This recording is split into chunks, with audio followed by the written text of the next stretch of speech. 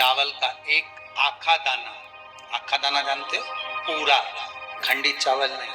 कितना चावल? एक दाना चावल का शंकर भगवान के शिवलिंग पर समर्पित करिए। एक बेलपत्र जिसका डंडी का मुख अपनी ओर हो, जहां से चावल चढ़ाया है, उस चावल के ऊपर अपनी कामना कर रख दीजिए और चंद्रमौली भगवान का स्मरण करिए। कौन से भगवान? शंकर भगवान का सर्वश्रेष्ठ सुंदर नाम है चंद्रमौली। चंद्रमौली भगवान का स्मरण करिए। अपनी कामना कर बेलपत्र समर्पित कर शिव जी पर एक लोटा पानी, एक जल पात्र समर्पित करो, कलश से जल चढ़ा दीजिए। नैनों में वो जल लगाकर अपनी कामना कर वापस घर को आइए। अगली शरद पूर्णिमा आएगी, जो कामना करी है मेरा चंद्रमौली भोलेनाथ उसे पूर्ण करेंगे। शिव उपासना के लिए जितनी 12 महीने में पूर्णिमा पड़ती है, एक एक पूर्णिमा का व्याख्यान वर्णन करेंगे। आज तो कथा का महत्तम दिवस है, पहला दिवस है, तो हम उसको महत्व समझें कि पूर्णिमा का महत्व क्या है। हम उसका महत्व समझें कि शंकर और चंद्र का रिश्ता क्या है, संबंध क्या है।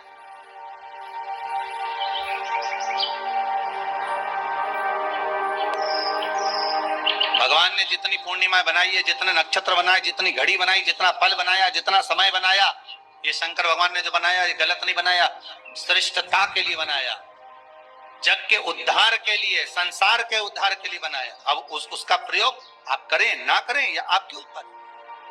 आप उसका प्रयोग कर रहे हैं ना कर रहे हैं आपके ऊपर। एक व्यक्ति कभी भगवान का भजन नहीं करता था, कभी नहीं, जीवन में कभी उसने सत्कर्म नहीं करा, भजन नहीं करा, पाप ही पाप करा। एक दिन उसकी माँ ने कहा, क्या बेटा तू दिन भर पाप करता रहता, गलत काम करते रहता? कहा तो एक कहा वो पाप कर्म में लिप्त था। माँ ने कहा, बेटा कभी पुण्य भी कर लिया कर। कोई पुण्य नहीं करूंगा, मैं तो करना ही नहीं कोई पुण्य, मैं तो पाप ही करूंगा। एक दिन माँ उसको कहीं ले गई गुरुजी के दरवाजे पर, और उसने जाकर गुरुजी के दरवाजे पर भी खूब पाप कर्म करा। किसी को गाली दे, किसी को अपशब्द कहे, किसी को ताने दे, पूरे मोहल्ले का कचरा लाके गुरुजी के आश्रम में डाल दे। गुरुजी भी बड़े परेशान, कहां से लिया है इसको। फिर भी गुरुजी बोले ठीक है। अब वो जाने लगा। जाते जाते गुरुजी ने बहुत सारी बात एक दिन उसको लकड़ी तोड़ते समय कह दी। तोड़ते तोड़ते लकड़ियों को उतारते उतारते गुरुजी ने उसको बहुत सारी बातें कही। तो गुरुजी ने उससे पूछा, मैंने जो कहा तूने सुना? तो पापी जो जीव था वो बोला, काय को सुनूं, मैं मेरी माँ को कह के आया था, एक शब्द नहीं सुनूंगा तुम्हारा। गुरुजी ने कहा, नहीं सुना? नहीं सुना। अरे नहीं सुना तो क्या हुआ, परंतु अब तो सुन ले। क्या? कल शाम को 4 बजे तू मर जाए। मरेगा ये पक्का, पर अगर मर भी जाए ना, परमात्मा के सामने भी पहुंच जाए, तो परमात्मा से कह देना, जो लेने आए उससे एक ही बात कहना। वो पूछेंगे तेरे से कि पहले पुण्य भोगेगा कि पाप भोगेगा, तो कह देना पाप भोगूंगा और पुण्य को मुझे मेरी आंखों से देखना। बस इतना कहना और कुछ मत कहना। जा। अब इसको तो लगा कोई गुरुजी कोई सत्य बोलेंगे कि मैं 4 बजे मर जाऊंगा, और जैसे 4 बजे दूसरे दिन तो निपटी गया, मर गया। मरकर यमराज की कैद में गया तो यमदूतों ने ले जाकर इसको यमराज के सामने खड़ा करा। यमराज ने कहा, बता पुण्य भोगेगा कि पाप भोगेगा? तो क्या, पाप तो भोगूंगा पर पुण्य अपनी आंखों से देखूंगा। तो दोनों में से पहले क्या करना चाहता है? तो उसने कहा, पाप भोग लेता हूं और पुण्य अपनी आंखों से देख लेता हूं, बस बता दो। अब इतने में यमराज ने कहा, ये कोई बात होती है कि पुण्य अपनी आंखों से देखेगा? मर गया क्या पुण्य क्या खाक देखेगा? नहीं, मैं तो अपनी आंखों से देखूंगा। यमराज इसको ले गए। इसको नरक का भोग भुगता थे भगवान ब्रह्मा जी के पास पहुंच गए। ब्रह्मदेव ने पूछा, हुआ क्या प्रभु, समझ में नहीं आ रहा है। ये एक ही बात लेकर बेटा कि पाप का भोग भोगूंगा और पुण्य अपनी आंखों से देखूंगा। अब ये मर के आ गया तो क्या पुण्य क्या खाक देखेगा? सब निपट लूंगा। ब्रह्मा जी ने उसको रोक लिया, भैया क्या बात है? उसने कहा, बस एक ही बात है, मेरे को पुण्य अपनी आंखों से देखना है और पाप भोगना है। तो ब्रह्मा जी ने हाँ भोग लिया, अब पुण्य दिखा दो। तो ब्रह्मा जी ने कहा, भैया पुण्य केवल इतना सा है कि मरने से पहले तूने गुरु की एक बात मान ली और यहां आकर उस बात को कह दिया कि पाप भोगूंगा और पुण्य अपनी आंखों से देखूंगा। तूने गुरु की मात्र एक बात मानी, इसलिए तुझे मैं ब्रह्मा का साक्षात दर्शन हो गया। एक बात अगर तूने आज गुरु की मानी है तो ब्रह्मा का दर्शन हुआ है। ये शिव महापुराण की कथा वेद व्यास जी महाराज 24,000 श्लोक को, शिव महापुराण के इन संवादों को, इन श्लोकों को, इस शिव महापुराण को, भागवत आदि पुराणों को अगर वेद व्यास जी ने लिखा है और किसी ब्राह्मण के मुख से आप श्रवण कर रहे हैं, एक संवाद, एक शब्द भी अगर आपने अपनी जिंदगी में उतार लिया तो ये पक्का है कि पुण्य तुम्हारे सम्मुख में आकर खड़ा हो जाएगा और परमात्मा का, मेरे शिव का एक ना एक दिन दर्शन जरूर हो जाएगा। ये पक्का। अच्छा एक बात बताइए कि कई लोग कहते हैं कि कई तुम जहां जहां जाते हो ना, ऐसे वो जिनके शरीर में ऐसे ऐसे लोग घूमते हैं और घूमने के बाद कहते हैं कि तेरी कुल देवी तुझसे रूठ गई, कहते हैं ना, तेरे से तेरा ये देवता रूठ गया, वो देवता रूठ गया, परमात्मा रूठ गए। तो आप कैसे पहचानोगे कि भगवान आपसे रूठ गया? आप कैसे जान सकते हो कि भगवान आपसे रूठ गया? हमने देवी जी को धोख नहीं लगाई तो देवी जी नाराज हो गई, हमने पिताजी को धोख नहीं लगाई तो पिताजी नाराज हो गए, हमने वो देवता के ये नहीं करा तो वो नाराज हो गए। आपको कैसे मालूम पड़ेगा कि देवता नाराज होते हैं? देवता नाराज होते हैं, याद रखना, संसार में देवता अगर नाराज होते हैं तो कभी किसी का अहित नहीं करते। बहुत ध्यान देना इस बात पर, कभी अहित नहीं करेंगे देवता अगर नाराज होते। देवता नाराज होते हैं तो किसी का भोजन पानी बंद नहीं कर देते। देवता नाराज होते हैं तो किसी का खाना पीना बंद नहीं करवा देते। देवता अगर नाराज हुए हैं और आपको मालूम करना है कि देवता मुझसे नाराज हैं, तो कैसे मालूम करोगे? तो केवल एक काम करिएगा, अगर देवता नाराज होते हैं तो सबसे पहले आपकी पूजन पाठ छुड़वा देते हैं। क्या छुड़वाएंगे? रोज मंदिर जाती है, रोज माला उठाकर जाप करती है, लगाने जाती है, 4 दिन 5 दिन 6 दिन 10 दिन अगर आप दिया लगाने नहीं गए, मंदिर नहीं गए, पूजन नहीं करी, तो समझ लेना कि देवता मुझसे नाराज हैं, इसलिए मेरा मुंह नहीं देखना। मुझसे नाराज।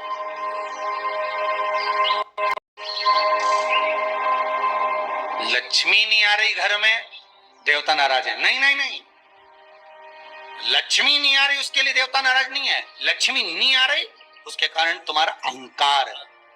भगवान ने जब दिया था उसको सत्कर्म में नहीं लगाया। जिसको इंसुलिन लग रहे हो शुगर के, या आंखों से दिखना कम हो गया हो, नेत्र ज्योति कम हो गई हो, तो उनसे निवेदन है, ये हाथ की ये यहां से देखो, हाथ की ये पोर से लेकर ये दूसरे नंबर का जो पोर है, एक पोर दो पोर, ये यहां तक का जो पोर है, इतनी बड़ी एक बेलपत्र, इससे बड़ी बेलपत्र ना लीजिए। आप लोग एलईडी पर देख सकते हो, आस्था चैनल पर देख, इससे बड़ी बेलपत्र ना लीजिए, बस इतनी बड़ी बेलपत्र, ये 2 पोर के बराबर बेलपत्र लेकर अशोक सुंदरी वाली जगह पर रखकर, जो पानी का लोटा है, जल का पात्र है, लोटा है, कलश है, उस बेलपत्र वाली जगह पर शंकर जी को जल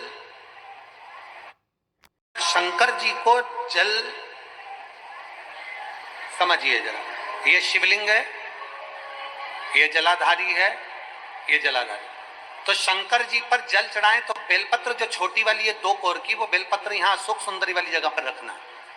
और शिव जी को जब जल चढ़ाएं तो जल उत्तर की ओर मुख कर चढ़ाइए, और जल चढ़ाते चढ़ाते वही जल का पात्र पानी चढ़ाते चढ़ाते अशोक सुंदरी पर लेकर आइए, और वहां पर 3 बार पानी को गिरा दीजिए, केवल 3 बार। त्र्यंबकेश्वर महादेव के नाम से, कुंदकेश्वर महादेव के नाम से 3 बार पानी गिराकर जब वापिस आओ, जल झेल कर लाओ, उसी बेलपत्र को उठा कर लिया, अपने घर में प्रवेश करते समय उस बेलपत्र को खा लो। जिसको इंसुलिन लग रहे हो जिसकी शुगर ऊपर नीचे हो रही हो, जिसका ब्लड प्रेशर ऊंचा नीचा हो रहा हो, जिसकी नेत्र ज्योति जा रही हो, आंखों पर मोटा मोटा चश्मा चढ़ गया हो, वो बेलपत्र छोटी सी लाओ, उसको खा लो। घर में जाकर जो पानी झेल कर लाए हो शंकर जी का, घर के अंदर बैठकर वो जल जो लाए हो वो पानी को पी लो, उस जल का आचमन करो।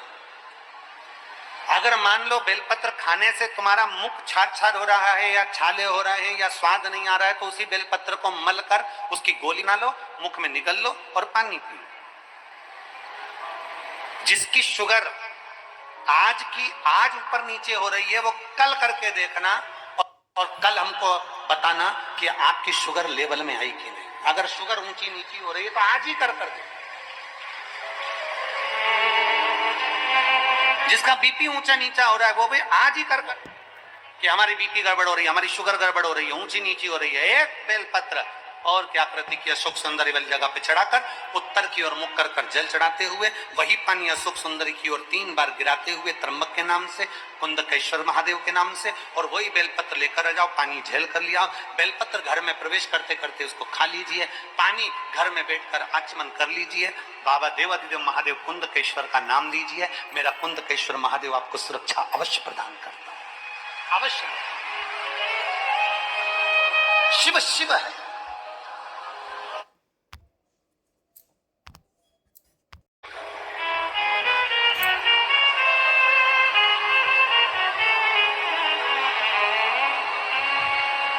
अशोक सुंदरी का स्थान सबको मालूम है ना?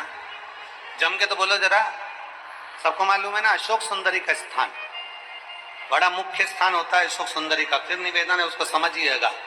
शिवलिंग के जलाधारी में जो सामने स्थान होता है उसके बीच में एक मोटी सी लाइन होती है, वो अशोक सुंदरी का स्थान होता है। इधर षडानंद कार्तिकेय, इधर गणेश जी, ये पार्वती जी का हस्तकमल, ये शंकर जी का शिवलिंग। शिवलिंग के ऊपर जो बूंद बूंद पानी टपकता है वो शंकर जी की 5 बेटियां, क्या नाम है उनका? जया, विषहरा, शामली बारी, दौतली, देव। शंकर जी की 5 बेटियां उस पानी को बूंद बूंद गिराती। अशोक सुंदर का जो स्थान है वो बड़ा मूल है, बहुत।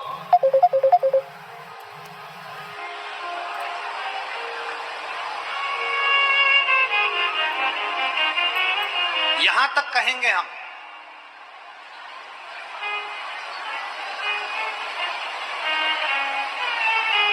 शरद पूर्णिमा से कार्तिक पूर्णिमा के बीच में, शरद पूर्णिमा से कार्तिक पूर्णिमा के बीच में प्रयास करना। दुकान नहीं चल रही हो, व्यापार नहीं हो रहा हो, तकलीफें बहुत ज्यादा हो, घर में क्लेश जाता हो, अशांति ज्यादा हो, पैसे नहीं आ रहे हो, 1 रुपया कमा रहे 100 रुपए खर्च हो रहा, बहुत टेंशन है, तो शरद पूर्णिमा से कार्तिक पूर्णिमा तक एक हल्दी और कुंकू ये थोड़ा सा मंदिर में लेकर जाइए। हल्दी वाली जगह पर पहले शंकर जी पे जल चढ़ा दो, अशोक सुंदरी वाली जगह पे जल चढ़ा दो, और वह हल्दी और कुंकू की एक एक बिंदी अशोक सुंदरी वाली जगह पर अपनी कामना कर कर लगा कर आओ। उसी में से वो हाथ जो तुम्हारा गीला है कंकु हल्दी का, वही हाथ लाओ, घर में प्रवेश करते समय अपनी देहली पर थोड़ा सा लगा दीजिए। शरद पूर्णिमा से कार्तिक पूर्णिमा तक कर कर देखो, उसके बाद में फिर बताना कि मेरा देवादिदेव महादेव ने तुम्हारी झोली भरी की ना भंडार भरा की नहीं। शरद पूर्णिमा से कार्तिक पूर्णिमा के भीतर 1 महीना, कार्तिक का महीना भगवान शंकर की अविरल भक्ति का महीना है। षडानंद कार्तिक का महीना, कार्तिक का महीना मतलब भगवान शंकर के पुत्र कार्तिकेय महाराज का महीना है।